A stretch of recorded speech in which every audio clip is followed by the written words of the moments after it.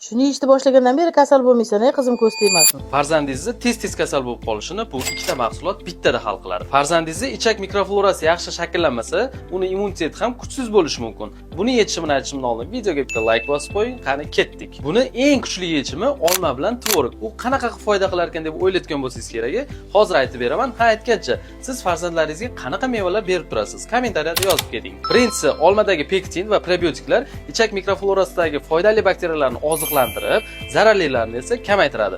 Bu esa o'z-o'zidan hazm jarayonini yaxshilab, immunitetni kuchaytiradi. Ikkinchisi, tvorogdagi kalsiy, fosfor va D vitamini suyaklarni mustahkamlab, ularni mo'rtlashini oldini oladi. Bu esa suyaklarning to'g'ri shakllanishiga va mustahkam bo'lishiga yordam beradi. Uchinchisi, ichaklar immunitetni 70% ni boshqaradi.